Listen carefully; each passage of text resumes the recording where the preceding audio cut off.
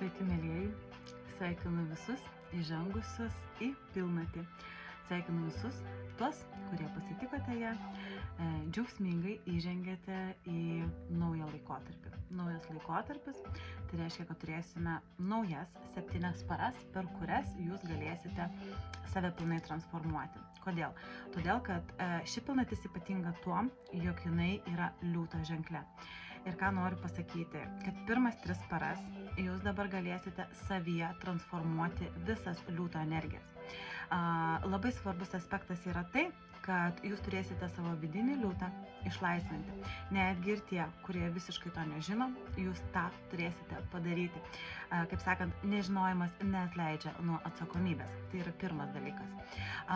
Pirmos 3 paros gali būti labai sunkios. Tai reiškia šiandien, rytoj ir poryt. Šiandien yra 12, tai reiškia 12, 13, 14. Šleifas tęsis dar ir 15, 16, ypatingai jausis. Liūto energiją išlaisvinti galėsite. Pirmas dalykas, per sapnus, tai reiškia, kad sapnai transformuosis, nes kažkokią tai jums labai ypatingą žinutę, jūs tenais atrasite tam tikrus atsakymus, kodėl jūsų siela atėjo į šitą žemę, į šitą platformą, sužaisti būtent šitą žaidimą.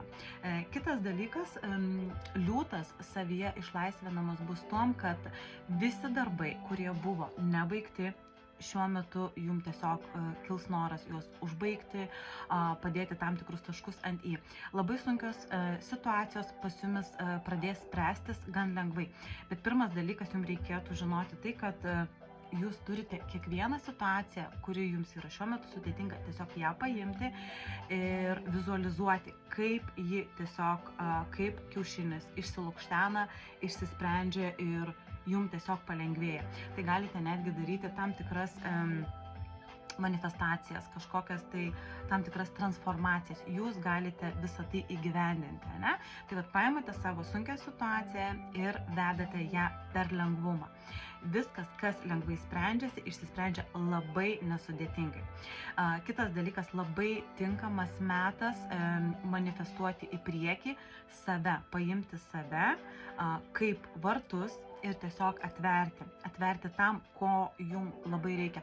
Pavyzdžiui, jeigu jūs turite kažkokią tai svajonę ir svajonė nėra su blogais kažkokiais tikėslais, ketinimais, tai tiesiog eina svajonė jau gan senokai ir jūs ją bandote išpildyti, bet galbūt jums kažkaip tai nesiseka, negalite jos įgyvendinti, galbūt ta svajonė kažkaip tai jau pakeliui atrodo jau ir vis kažkas atsitinka.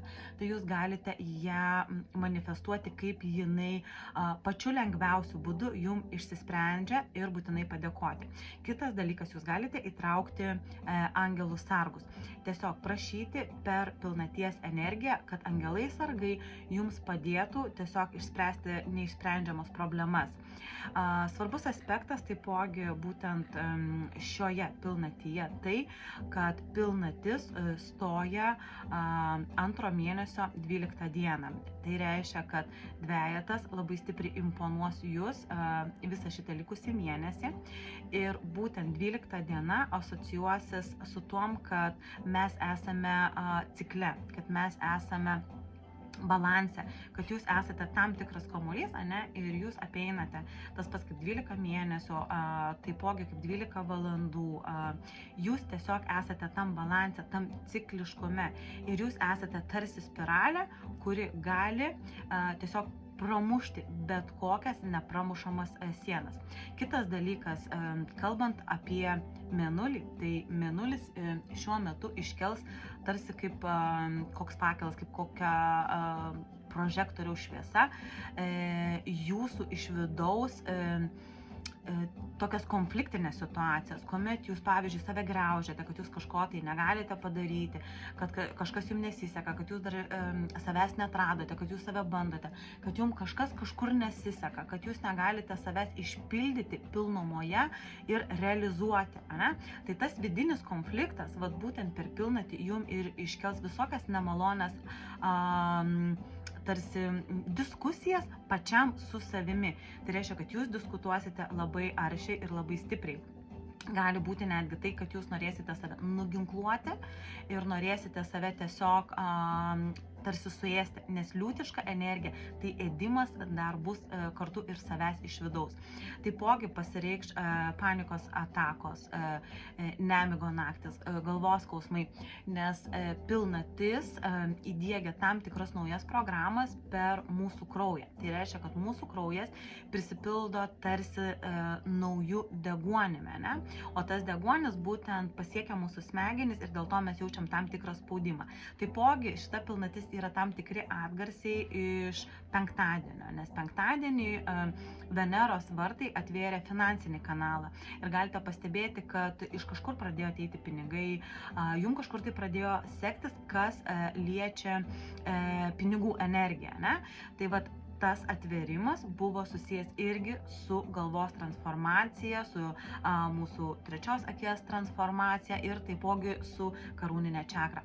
Tai tie žmonės, kurie atvirai priėmė bet kokias transformacijas, jie ir jautė tam tikrus skausmus, kurie nebūtinai sukėlė jumise diskomfortą, bet jūs tai jautėte ir jūs galbūt nesupratote, bet kadangi jūs dabar jau esate žinojime, jūs galite su tuo kovoti. Pagrindinis kovojimas tai yra priėmimas. Aš priimu šią transformaciją ir aš jai dėkoju. Kas dar yra svarbu per būtent šią pilnatį? Tai kad iš pasąmonės visos programos, kurias jūs atsinešite per sielos kontrakto sutartį, jūs galite anuliuoti. Tai yra laisva valia, jūs galite paskelbti apie anuliavimą. Dar vienas labai svarbus aspektas - neprisijimti žemo dažnio energijų. Nes jeigu jūs kilsite, bet kartu ir priimsite žemo dažnio tą destrukciją, viską, ką jūs darysite, jums tiesiog nesiseks, viskas lys iš rankų ir tai, ką jūs bandysite daryti į priekį, jūs mes 2 žingsnius atgal. Tai pirmas dalykas, taipogi, tvarkytis su energijomis, nes energijos šiuo metu yra slogios, kadangi pilnatis yra atsakinga už mūsų pasąmoninius veiksmus, už mūsų pasąmonę, už mūsų dialogus, už mūsų sapnus, tai bus visko labai daug ir galbūt net jūs jausitės tarsi pasaulis lekia per greitai ir jūs tiesiog norite išlipti ir truputį pailsėti, bet suvokite, kad kuo daugiau jūs priimsite, kuo daugiau į save įdėsite ir turėsite savyje ramybės būsenos, tuo labiau šita pilnatis nebus jums tokia konfliktiška. Tai viskas priklauso nuo jūsų mindseto, kokį jūs atsinešėte per paskutinius 5 metus, ne? Tai viskas, ką mes sudedame, viskas, ką mes išmokstame, ką mes krauname į save, šiuo metu turės labai gerą rezultatą. Ką dar galėčiau pabrėžti, kad šita pilnatis apšvies jūsų kažkokius nepamatytus darbus, apšvies tai, ką jūs nepastebėjote savyje, bet per širdies čakrą jūs tiesiog išjausite.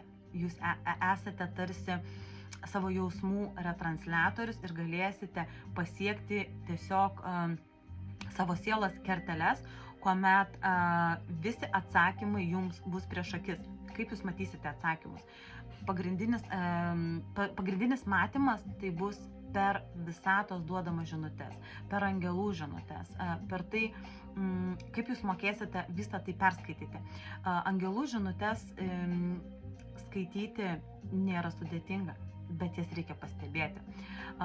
Viskas aplink mus yra energija, ne? Ir ten, kur mes nukreipiame dėmesį, ten mes galime gauti atsakymą. Ženklus stebėkite aplink save. Galbūt dainos žodžiai kažkokie išgirsti, bus jūsų atsakymas apie kažkokią tuo metu galvojamą mintį. Ir galbūt, tarkim, kažkoks žmogus tiesiog eidamas kažką jums pasakys, galbūt jūs afišuose kažkokiuose pamatysite kažkokius žodžius. Tai bus atsakymai. Galbūt tų atsakymų jūs labai senai ieškojate ir jie bus tiesiog jums priešakis. Jums kas belieka, tik pastebėti.